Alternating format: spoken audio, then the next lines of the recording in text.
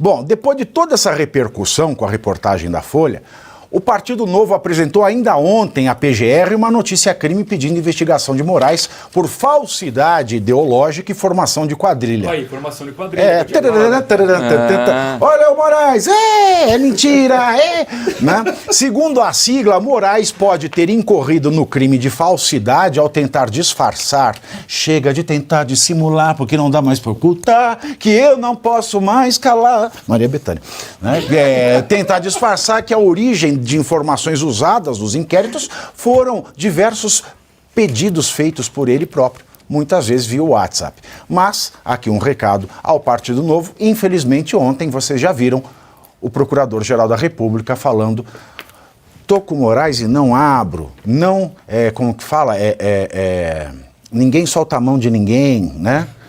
Ninguém solta a mão de ninguém. Então, tá aí, né? Um documento que cai ao vento.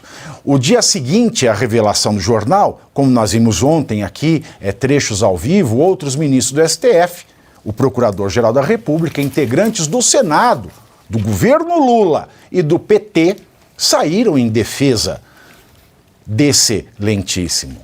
A oposição, por outro lado, quer impeachment de Moraes. Durante sua fala em sessão do STF, em que ministros usaram um prédio público para disseminar via uma TV pública uma desinformação que é a institucionalidade da conduta de Moraes, vale dizer que se fossem presidentes da República, seriam aí caçados por abuso de poder político, né? Usar prédio público, com TV pública, para veicular desinformação. Mas nessa sessão do STF, nesse teatro, em que Moraes apareceu lá acanhado como vítima, ele afirmou que, aspas, nenhuma das reportagens preocupa o meu gabinete ou me preocupa. Tampouco a lisura, ele está falando da cabeça, a lisura dos procedimentos, fecho aspas. O ministro, é óbvio que não preocupa.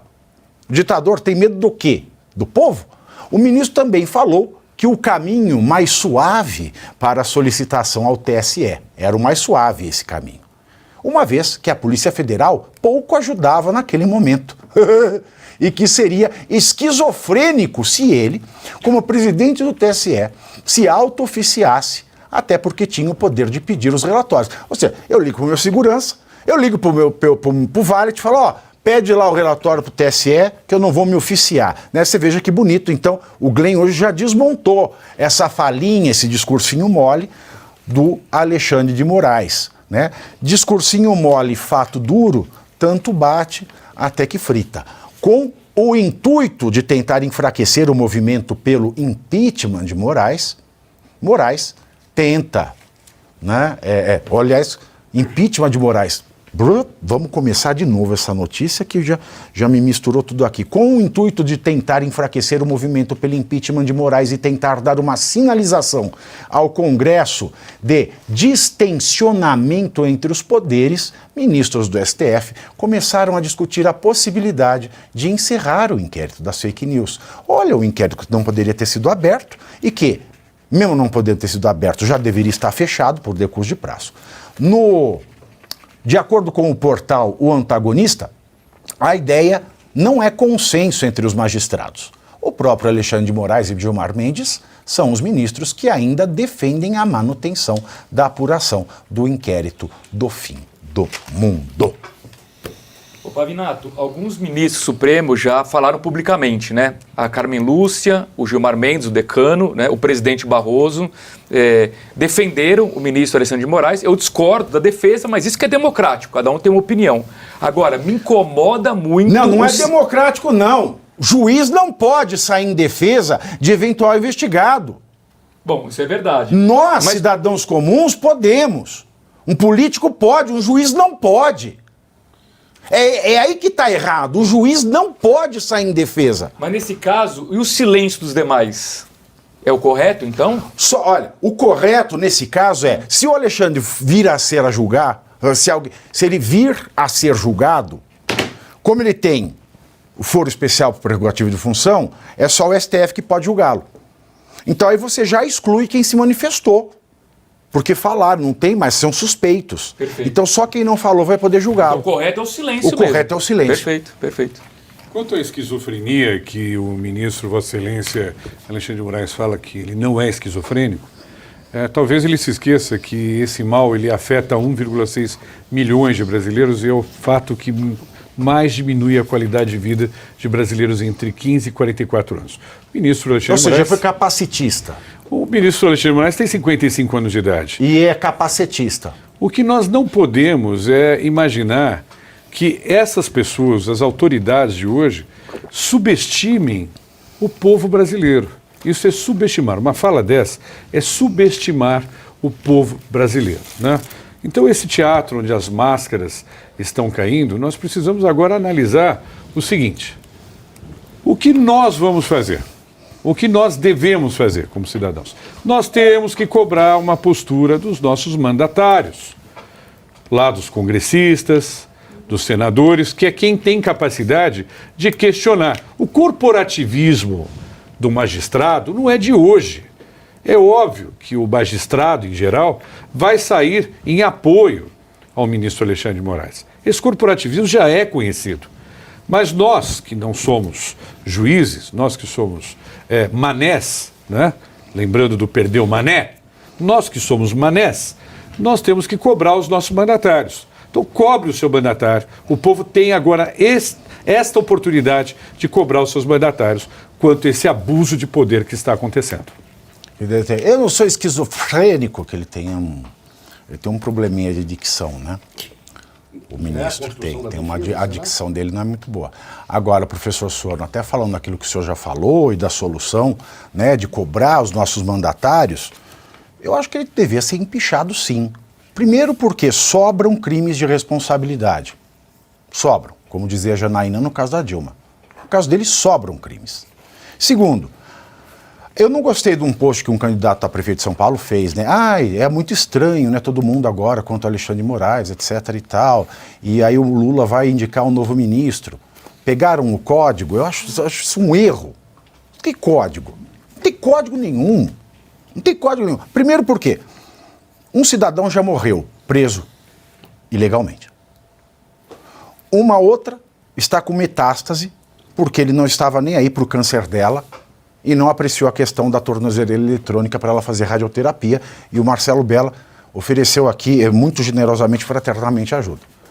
Tantos outros brasileiros, se não estão presos num complexo penitenciário, estão presos em casa, estão sem trabalho, estão desempregados.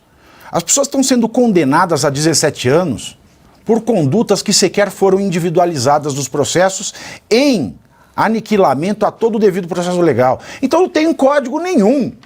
As pessoas não têm tempo para parar para pensar em estratégia.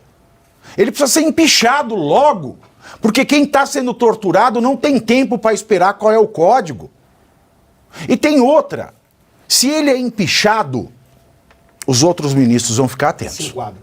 Agora, se ele não for empichado, o TSE e o STF vão achar que podem fazer o que quiser nas eleições. Resumiu de uma maneira espetacular. Eu vou pegar um ponto daquilo que o Marcelo Bella trouxe, em complemento ao que você apresentou, quando ele disse: o senhor tem a chance de se tornar um herói do povo brasileiro. Existe um pensamento do Graham Greene, quando ele foi num dos livros que ele escrevia, que ele escreveu, que ele dizia o seguinte... porque até agora é um herói sendo caralho, é o Macunaíma, né? Eu tenho uma preguiça. É isso aí. Não, mas é um detalhe. Esse pensamento que ele apresentava, ele dizia assim: os maiores santos foram homens com uma capacidade muito acima do normal de fazer o mal. Os piores homens, por fração de segundo e decisões erradas, escaparam de se tornar santos.